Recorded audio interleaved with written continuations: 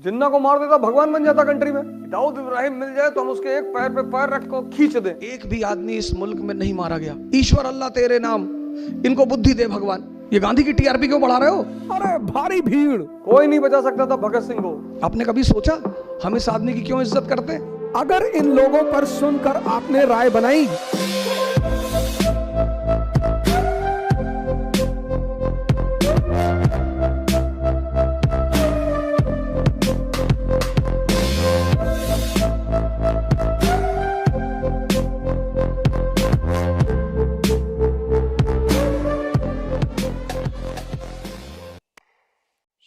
वैसे तो हिंदुस्तान का इतिहास सितारों से खाली नहीं है, और ऐसे ऐसे सितारे हैं जिन्होंने न सिर्फ इस देश, इस समाज, बल्कि पूरी मानवता को एक नई दिशा दी। उन्होंने अपने कामों से, अपने विचारों से लगभग सभी जागृत मानसिकताओं को प्रभावित किया। Awakened mentality.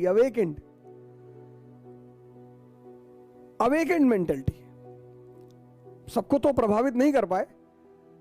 उनके साथ एक प्रॉब्लम है, ऐसे लोगों के साथ एक प्रॉब्लम है कि वो सिर्फ जागृत मानसिकताओं को प्रभावित कर सकते हैं। बुद्ध, महावीर, दादू, नानक, रैदास, गांधी, भगत सिंह, सुभाष चंद्र बोस और न जाने कितने सारे लोग। और अंबेडकर एक ऐसे व्यक्तित्व हैं, अंबेडकर, गांधी, ये सब ऐसे व्यक्तित्व हैं कि इन पर सुनकर राय ना बनाए। अगर इन लोगों पर सुनकर आपने राय बनाई, जैसे मैं एक बड़ा छोटा सा एग्जांपल आपको देता हूं। गांधी को इतना गाली देते इस देश में इतना लोग गाली देते, इतना। पर सर, जब आप उस आदमी को पढ़ेंगे ना और समझेंगे, आज 2022 भारत एक राष्ट्र है। 1922 भारत राष्ट्र था ही नहीं। आज 2022 भारत एक राष्ट्र है, सशक्त राष्ट्र है। दुनिया में एक हस्ती है इस देश की। लेकिन राष्ट्र के नाम पर आज भी लोगों को इकट्ठा करना मुश्किल है। आज जाति के नाम पर लोगों को इकट्ठा करना आसान है, धर्म के नाम पर लोगों को इकट्ठा करना आसान है, क्षेत्र के नाम पर इकट्ठा करना आसान है। 1920 का भारत, 2022 का भारत, भारत एक राष्ट्र है, सशक्त राष्ट्र है। और आज भारत के लोगों को नेशन के आधार पर एकत्र करना मुश्किल है। और 1920 में राष्ट्र था ही नहीं। मैंने कहा ना, आज आप लोगों को जाति के नाम पे इकट्ठा कर लेंगे, आज आप लोगों को धर्म के नाम पे इकट्ठा कर लेंगे, क्षेत्र के नाम पे इकट्ठा कर लेंगे, लेकिन राष्ट्र के नाम पर। और जब उस आदमी ने नॉन कोऑपरेशन मूवमेंट शुरू किया,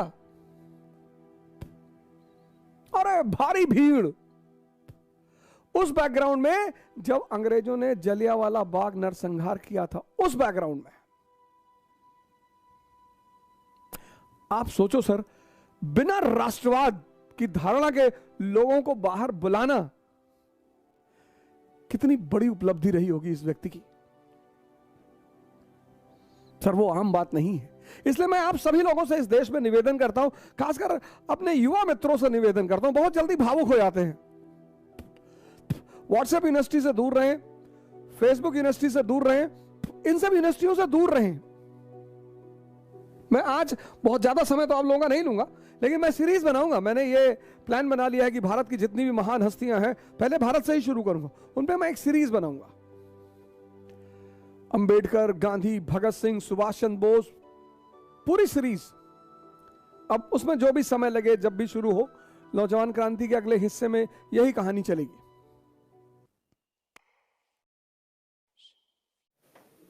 नाथूराम गोडसे को मारना ही था, जिन्ना को मार दिया होता। जिन्ना को मार देता भगवान बन जाता कंट्री में, क्योंकि जिन्ना के बाद दूसरा कोई मुस्लिम लीडर उस मूवमेंट को चलाने वाला था ही नहीं। पाकिस्तान बनता ही नहीं। और सुबह नहीं, वो भगत सिंह को गांधी जी की वजह से लटकाया गया। ना मारेंगे ना, भगत सिंह को गांधी जी की वजह से लटकाया गया। प्रोटेस्ट किया, लेटर लिखा अरविंद गांधी जी, कोई नहीं बचा सकता था भगत सिंह को। इस देश के पूंजीपतियों ने लटकाया उस आदमी को। 1927 फिक्की, पुरुषोत्तम दास ठाकुर। 1929 में डिप्रेशन हो गया, वो आदमी बन रहा था लेनिन दूसरा एशिया में।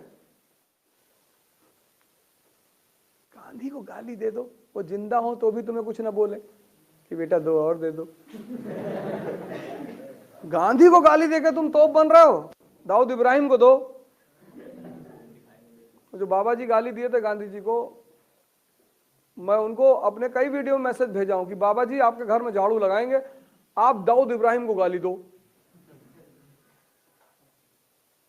कि दाऊद इब्राहिम मिल जाए तो हम उसके एक पैर पे पैर रख को खींच दें।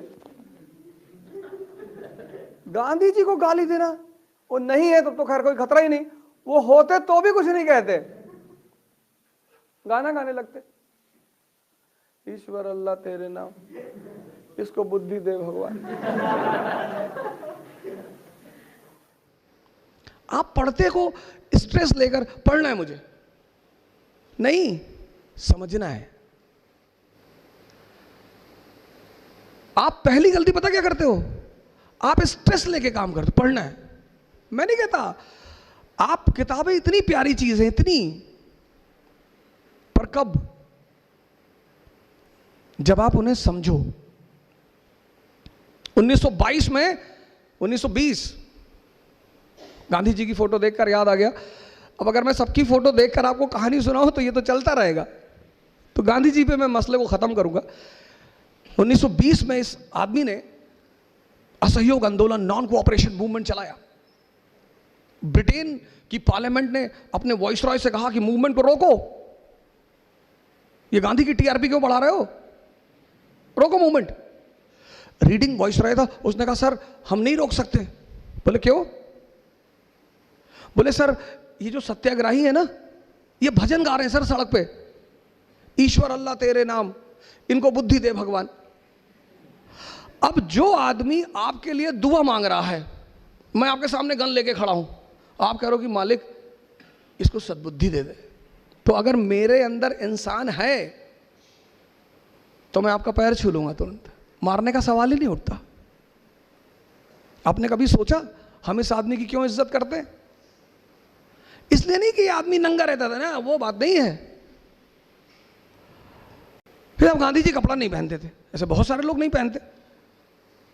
1922 में चौरी चौरा एक जगह है यूपी में, वहां का पुलिस स्टेशन जला दिया, पुलिस वालों को जला दिया, सरकार पे सीधा हमला। सरकार ने कहा मारेंगे इन लोगों को, खूब मारेंगे। वही घटना, सेम वही घटना 2010 में हुई।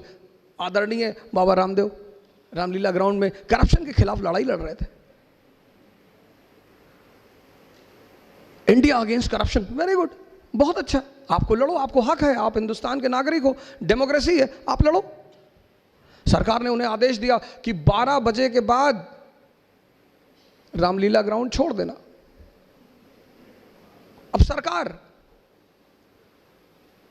हमें सरकार के आदेश, हम करप्शन के खिलाफ लड़ रहे हैं, हम सरकार से थोड़ी लड़ रहे हैं, हमें चले जाना चाहिए था। पर बाबा वो बात नहीं समझ पाए। आगे क्या हुआ कहने की जरूरत ही नहीं। लेकिन 1922 में उस आदमी को यह बात समझ में आई, उसने मूवमेंट को रोक दिया। उसे पता था मुट्ठी भर लोग हैं, मुट्ठी भर, सरकार बहुत मारेगी, इनको इतना मारेगी कि ये दोबारा आंदोलन पर आएंगे नहीं। तो जैसे ही चौरी चौरा का कांड हुआ, गांधी स्टॉप्स द मूवमेंट, खत्म कर दिया मूवमेंट। कहा I don't have faith in violence, मुझे हिंसा में विश्वास नहीं है। अरे सरकार ने कहा एक हफ्ता रख लो, बोले हाँ ही नहीं। एक भी आदमी इस मुल्क में नहीं मारा गया, महान है वो आदमी। किसी का विरोध करो और वो तुम्हें मार ना पाए। मैसेज पढ़ो किसके लिए? मैसेज के लिए।